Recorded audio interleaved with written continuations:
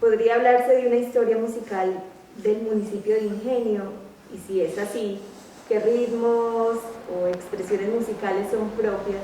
¿Se puede hablar propias? Yo creo que sí, yo creo que se puede hablar de una historia musical de Ingenio, que hay incluso géneros que aquí han adquirido un cuerpo, una textura propia, y sobre todo hay tres géneros que yo creo que son fundamentales. Por un lado la mazurca, por el otro lado la polca y por otro lado los aires de Lima, ¿no? Digamos que este último, los aires de Lima, han sido los más famosos, los que han dado fama a Ingenio a nivel internacional, incluso, aunque yo tengo una personal visión, que no sé si voy a entrar en polémica, pero nunca me gustó el nombre de Isa de la Paría.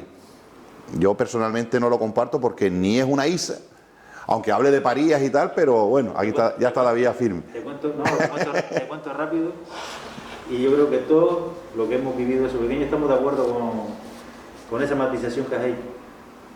Pero no sé si sabes que eso se le ocurrió a Aurorita Cruz en un concurso en Madrid. Ah, no, eso no lo conocí. Porque íbamos a presentar la Isa de la Paría, que nosotros eran los aires de Lima de Ingenio. Pero cuando los palmeros, claro, hoy día se llaman Ambroque, que antes era Coros y Danzas de la Palma, montaron el cólera, y María San Pelayo, que era muy allegado a la provincia de Tenerife, no nos iba a dejar participar nosotros. Entonces, ahorita pienso yo hoy, sin descontextualizar problemas de su época, creo que con buen acierto, dice, pues nada, ni aire de Lima y nada, la Isa de la Paría, y la Paría porque se le ocurrió, porque ya. De edad. Y eso fue, después popularmente se la conocía, pero bueno. Pero lo curioso es cómo trascendió, porque eso al fin y al cabo es un concurso en concreto, que eso se pudo haber quedado ahí. Se me todo el mundo lo conoce como la Isa de la Paría. Pues trascendió de tal forma, para que tú veas muchas veces lo popular es lo que va a quedar, pero nosotros tenemos muy claro y nos encargamos de decírselo a los más pequeños, que son aires de Lima de Ingenio. Pero bueno, totalmente sí. Hombre, digamos que eso, que el género de los aires, además el género de los aires de Lima es curioso porque los más famosos son los de La Palma, pero sin embargo, donde más arraigo hay en los aires de Lima es en la isla de Gran Canaria, porque aquí se contabilizan un montón de variantes. Está la variante nuestra, la de Ingenio, pero tenemos la de Valsequillo, tenemos la de Tirajana, tenemos la de Artenara, es decir, hay un montón de variedades de los aires de Lima que enriquecen muchísimo el espectro, ¿no?, del folclore.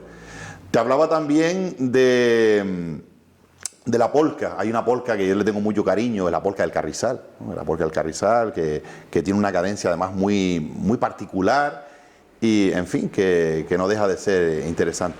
Las mazurcas, yo soy un enamorado de este género también. Es un género que hay muy pocas versiones vocales, la mayor parte se conocen versiones instrumentales. Claro, el municipio de Ingenio ha sido un municipio que tradicionalmente ha dado grandes intérpretes de lo que es los instrumentos de púa, bandurria y laúd.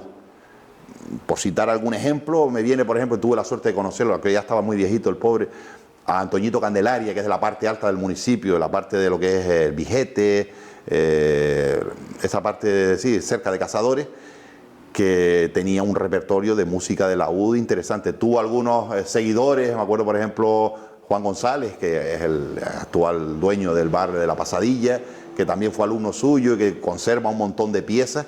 Y entre su repertorio había mucho pasodoble, había muchas canciones también de moda de la época, pero había unas mazurcas muy bonitas y muy particulares, ¿no?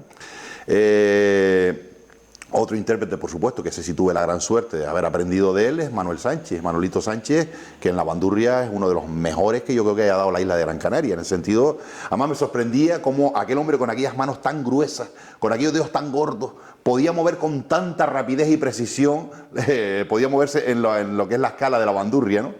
Y luego en la parte más de abajo, de la parte de Carrizal, recuerdo también que tuve la suerte, incluso estuve una vez aquí en casa, creo que era amigo tuyo, Manolito Ojeda, que tocaba muy bien en la U también. ¿Te acuerdas, Manolito Ojeda? De Carrizal. De Carrizal. Porque había unos Ojeda de aquí de Ingenio, que uno de ellos fue luchador y eso. Sí, que ellos también eran. No sería Manolito Ojeda, es el padre de Pedro Ojeda, que tiene una parranda también. Sí, Manolito Ojeda era un hombre que también tocaba muy fino en la U. Y de hecho yo he tocado alguna pieza que, bueno, no sé dónde la aprendió él, pero que se la atribuyen a él, que es una especie como de pasacalles. Hay muchos también pasacalles de esto así en ritmo de paso doble. Y ya te digo que la mazurca era un género que por la elegancia y por la precisión que se requiere a la hora de interpretarlas, pues claro, los intérpretes de bandurria y laúd gustaban mucho de tocarlas. Y de hecho hay aquí una, que es la parte inicial de la conocidísima polca del artesano, que es una mazurca. Esa cadencia que empieza tran, taran, taran, taran, que me parece que los cochineros hicieron una versión que se llama Los Rigoritos, si no recuerdo mal. Que por cierto hay muchísimas variantes también de esa mazurca, repartidas en toda la geografía de Gran Canaria, ¿no? Entonces, digamos que son, a mi modo de ver, a mi humilde modo de ver, los tres grandes palos. Bueno, el sorondongo también, hay una versión del sorondongo también particular de aquí del municipio, ¿no?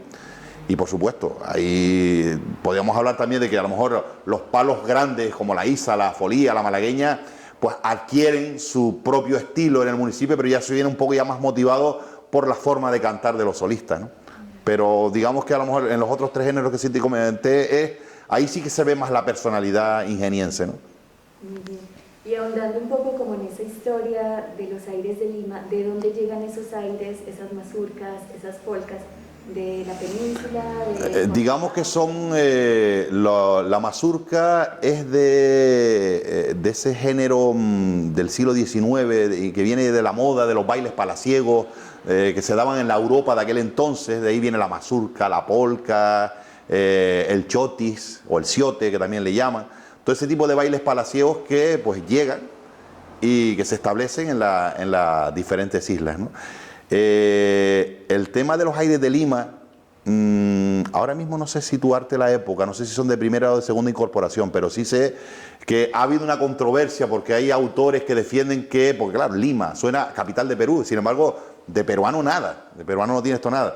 Entonces averiguaron que hay un río, el Limia, que discurre creo que es por la zona norte de Portugal, y tal vez la explicación está ahí. Hay un autor importantísimo como Pérez Vidal que ya despeja todas las dudas y dice, no, el aire de Lima es absolutamente portugués, y esa es la tesis, ¿no? O sea, que viene de Portugal y que se establece en el archipiélago. Curiosamente, además, bueno, supongo que se habrá dado en otras islas, pero en las dos islas donde adquiere un enorme arraigo son, en este orden de importancia, a mi humilde modo de ver, aunque los de La Palma sean más famosos, con todo el respeto, primero Gran Canaria y luego La Palma. En Gran Canaria hay una enorme afición y hay un enorme arraigo a este género, ¿no? Bueno, ya usted mencionó la Isa de la Paría como una de esas canciones o ritmos, expresiones propias del municipio. ¿Qué otras canciones? Porque la pregunta es ¿cuáles son las canciones típicas que eran propias del municipio de Ingenio? Usted mencionaba esa, pero ¿alguna otra más quizás? Bueno, el sorondongo, que a lo mejor se me escapó, pero ya digo, yo básicamente, digamos que los aires de Lima, que son los que más se conocen relativos al municipio de Ingenio, la polca, la mazurca y el sorondongo. También digo que hay un sorondongo también que tiene un arreglo y sí, que los coros y danzas de Ingenio precisamente lo han interpretado, ¿no? Vale, y siguiendo, hablaba usted ahorita de esas malagueñas, isas polías.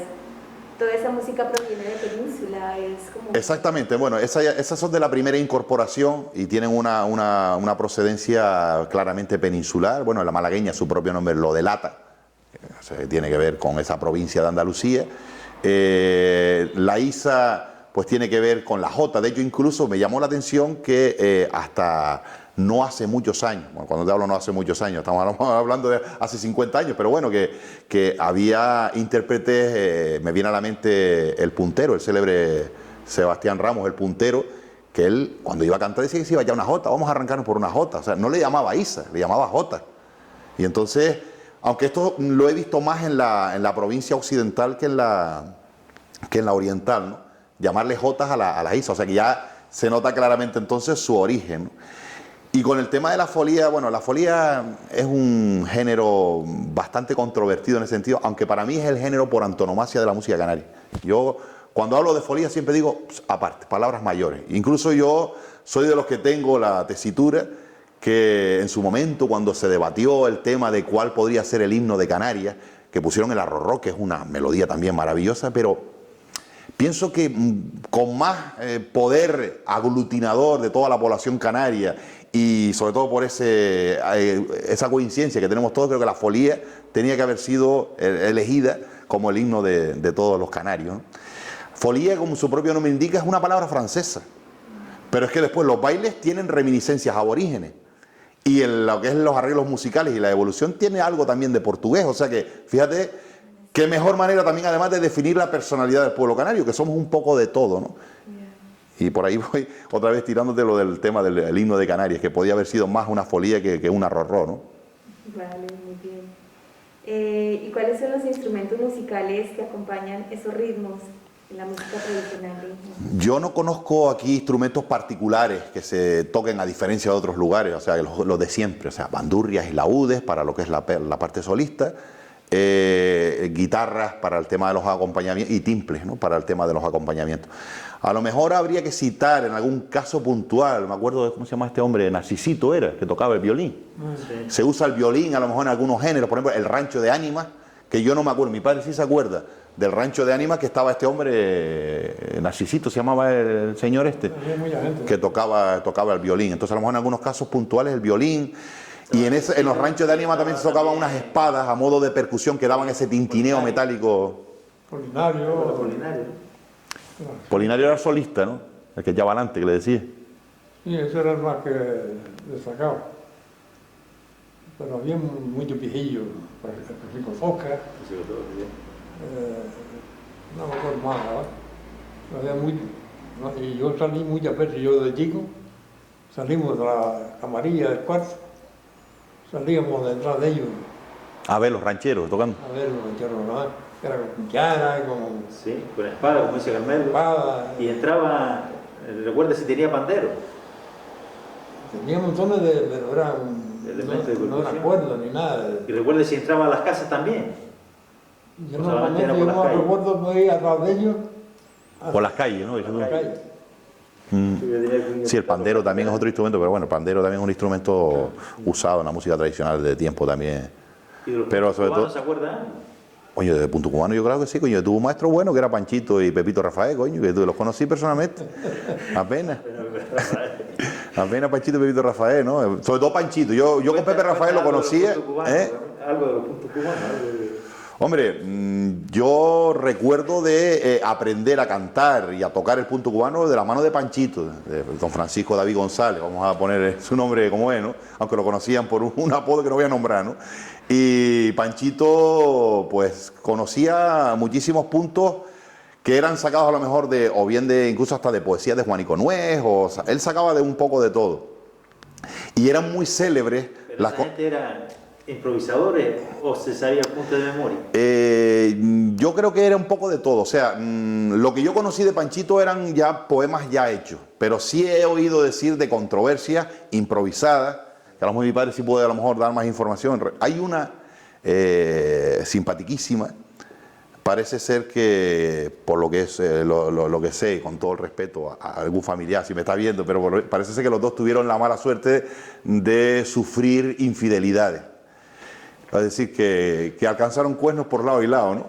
Y entonces Pepe Rafael se dedicaba a trabajar afilando, y entonces, o Pepe Rafael, sí, uno de ellos trabajaba de afilador, sí, era Pepe Rafael, parece. Y entonces le larga Francisco. ¿De qué es afilador? Sí, que afilaba, iba por los pueblos afilando cuchillos, navajas, tijeras, etcétera, etcétera, ¿no? Con una fafarifa que se decía firulí, firulá, que sonaba así, y luego pues afilaba. Y entonces le canta a Francisco. Un afilador excelente que estaba tan bueno y sano se levanta de la cama con un cuerno en cada mano.